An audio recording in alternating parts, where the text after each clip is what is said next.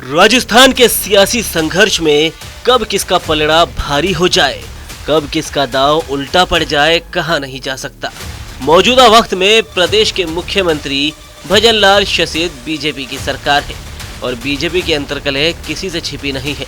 कभी राजे वर्सेस पुनिया वाली सियासी लड़ाई भले ही अब आप बीती हो गई हो, लेकिन मौजूदा वक्त में जब कार्य समिति की बैठक के पोस्टर में राजे की एंट्री हुई तो राजनीतिक गलियारों में चर्चाओं का बाजार गर्म हो गया। इसी बीच कांग्रेस में एक बार फिर सचिन पायलट वर्सेस अशोक गहलोत वाली अदावत के लोगों के जहन में ताज़ा हो गई है और इसे ताज़ा किया है सवाई माधोपुर के विधायक रहे दानिश अबरार ने। पहले सुनिए पूर्व विधायक दानिश अबरार का ये बयान। आप सबसे पहले भी हेलीकॉप्टर से आए थे।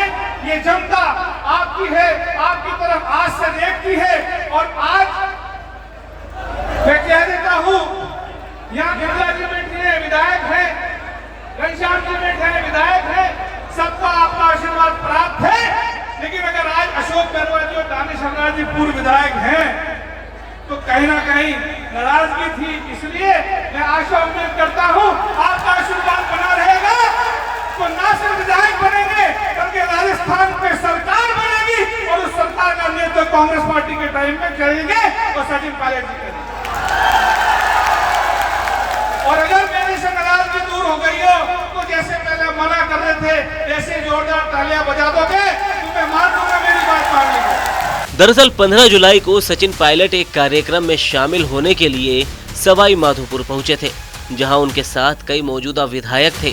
तो वहीं मंच पर मौजूद थे सवाई माधोपुर सीट से विधायक रह चुके दानिश अबरार। दानिश अबरार 2020 से पहले सचिन पायलट के खासम खास लोगों में गिने जाते थे।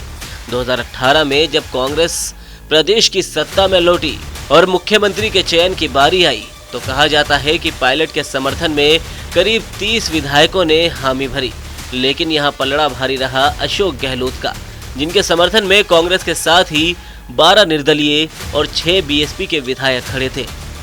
और इस तरह राजस्थान की कुर्सी मिली अशोक गहलोत को। सचिन पायलट बने उनके को पायलट, मगर युवा और अनुभव वाली कांग्रेस की ये जोड़ी ज्यादा दिनों टिक नहीं पाई। 2020 में सचिन पायलट ने अपने समर्थित विधायकों के साथ मानेसर जाने का मन बना लिया। उम्मीद थी कि तकरीबन 30 से ज्यादा विधायकों को उनका साथ मिलेगा, लेकिन पायलट जब मानेसर पहुंचे तो उनको मिलाकर कुल विधायकों की संख्या रही महज 19। माना जाता है कि पायलट के कई करीबी विधायकों ने उनका साथ नहीं दिया, जिनमें पहला नाम तो दानिश अबरार का ही था।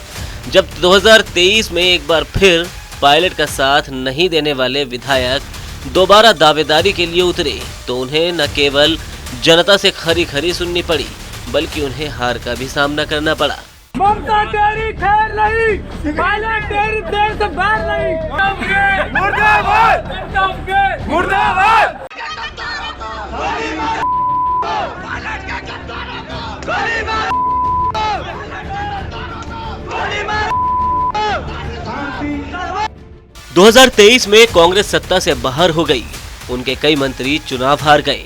राजनीतिक गलियारों के साथ सियासी जानकारों का कहना था कि अगर 25 सितंबर 2022 को पायलट को कमान सौंपी गई होती तो कांग्रेस राजस्थान की परिवर्तन वाली परिपाटी को तोड़ सकती थी। अब विधानसभा चुनाव तो 2028 में होंगे, लेकिन कांग्रेस की कमान कौन संभालेगा, कौन चेहरा होगा, इसको लेकर अभी से ही चर्चा जोरों पर है। और दानिश अबरार के इस बयान के बाद से एक बार फिर गहलोत और पायलट वाले विवाद के साथ ही 2028 के चुनाव में चेहरा कौन होगा को लेकर चर्चा शुरू हो गई है।